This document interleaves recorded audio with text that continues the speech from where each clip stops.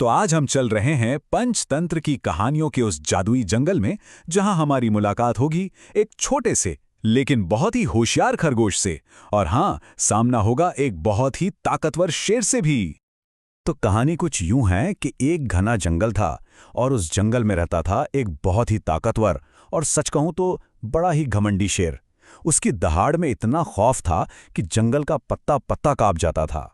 अब हुआ ये कि शेर का जब मन करता वो शिकार पर निकल जाता था। मतलब कोई नियम नहीं, कोई कायदा नहीं।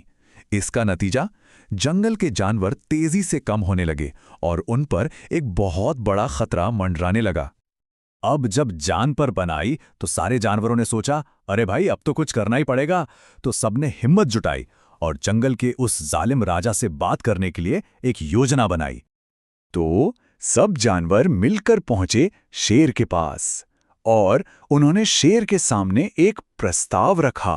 एक ऐसा समझौता जो शायद उनकी जान बचा सकता था। जानवरों ने कहा, देखिए महाराज, आप बेवजह शिकार करना छोड़ दीजिए। हम वादा करते हैं रोज आपके खाने के लिए एक जानवर खुद ब खुद आ जाएगा। शेर को यह बात जंच गई, पर उसने एक शर्त रखी, एक बहुत ही डरावनी शर्त। तो बस ये समझौता चलने लगा। दिन बीते, महीने बीते, सब ठीक चल रहा था। पर फिर एक दिन बारी आई एक बहुत ही खास जानवर की, और वो था एक छोटा सा खरगोश। दिखने में भले ही छोटा था, पर दिमाग उसका बहुत तेज था। उसने मन में ठान लिया कि वो अपनी जान इतनी आसानी से नहीं देगा और ना ही किसी और की जाने देगा। अब खरगोश को ये तो पता था कि ताकत में तो वो शेर का मुकाबला कर ही नहीं सकता। तो उसने क्या किया? उसने अपनी सबसे बड़ी ताकत का इस्तेमाल करने का फैसला किया, और वो थी उसकी बुद्धि। और उसका प्लान बड़ा कमाल का था। उसके 3 हिस्से थे। पहला, वो शेर के पास जाएगा लेकिन जानबूझकर देर से।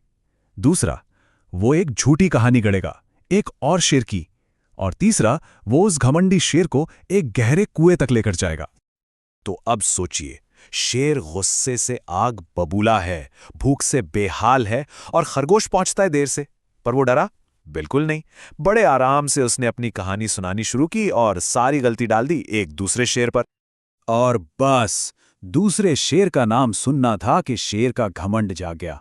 वो गुस्से से दहाड़ा, कौन है वो? किसकी इतनी हिम्मत हुई जो मेरे जंगल में राजा बनने चला है? चलो अभी ले चलो मुझे उसके पास। और बस यहीं से कहानी का सबसे मजेदार हिस्सा शुरू होता है। एक तरफ थी शेर की बेहिसाब ताकत और दूसरी तरफ खरगोश की छोटी सी पर बहुत तेज बुद्धि।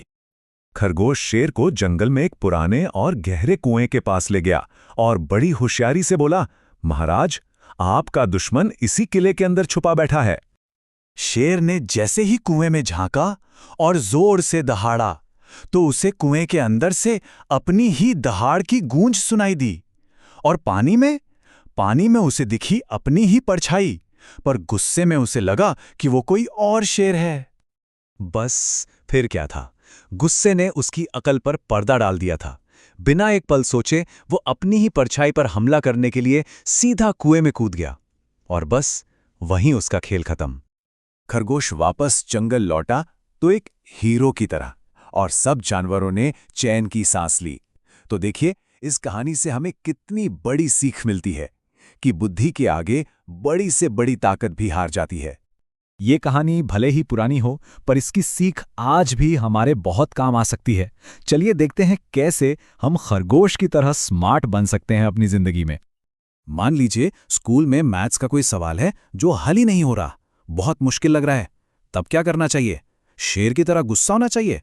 नहीं, उस खरगोश को याद करना चाहिए। गुस्सा होने या परेशान होने से तो कुछ नहीं होगा, है ना? शेर की तरह नहीं, खरगोश की तरह शांति से सोचिए। उस मुश्किल सवाल को छोटे छोटे हिस्सों में बांट कर देखिए, फिर देखिए कैसे हल होता है। अच्छा, एक और सिचुएशन सोचते हैं।